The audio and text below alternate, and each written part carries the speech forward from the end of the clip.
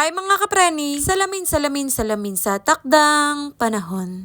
Anak, libangin mo muna kapatid mo at kukuhanin ko ang card mo. Kapag nakita akong umalis, siguradong iiyak. At nandito na ako sa bahay. Kabilis, Hanes. Hindi na ako nakapag-video habang kumukuha ng card. Medyo nahihiya ako sa mga teacher doon. Oo, may kahihiyan ako kahit papano. Charis! O yung bata sumalubong kagad, miss na miss ang kanyang ina. Nung umalis nga ako kanina mga kapreni ay nagtago pa ako kahit libang na libang siya sa kuya niya. Kapag naririnig ko pa naman yung iyak nito tapos yung umaalis ba ako kapreni, ay nako. Ay paano kaya ako susunod kay Daddy Chester? Uwe, kala mo talaga makakasunod. Kaya lang kailangan ako ng aking mga anak. O ano ba yan? Magluluto na naman ang kapreni niya!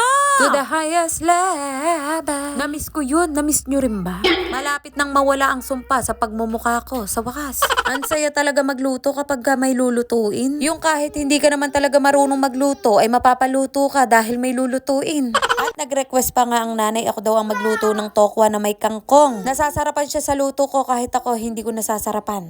Ay masarap kapag dalawa ang ulam. Sana all. Hay, sa wakas, maluluto rin ang spam. Yung saya ko, parang walang problema. Siyempre, hating kapamilya. Charis!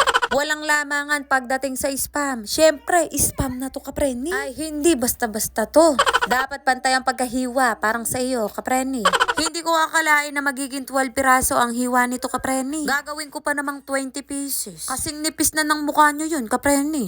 Joke lang, bawal magalit dito, ha? Dapat ako lang, sorry na. Hindi nagtatapon ng gamit si nanay basta napapakinabangan pa, kapreni. Natanggal ang hawakan ng kutsilyo, ginawan pa ng paraan. O diba, sana all?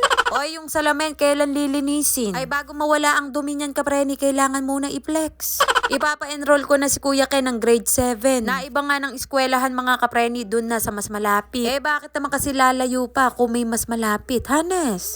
Secret lang kapreni kung saan siya mag-aaral. Baka mamaya dumugin nyo, magpa-picture kayo. Mahiyain pa naman to. O akala mo artista. Huwag magpiling, hindi bagay.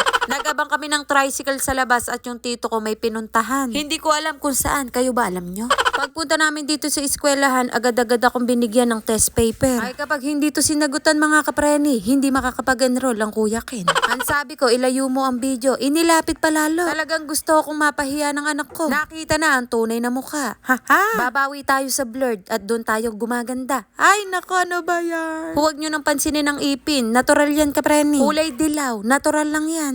Humiga na nga ako kapreni kahit ala naman akong ginagawa ay pagod na pagod ako. Pagod ang bunganga kakachismis. Kahirap maging chismosa. Kaya huwag kayo magiging chismosa ha. Hanggang dito na lang ang video. Maraming salamat sa mga nanood. Bye mga kapreni.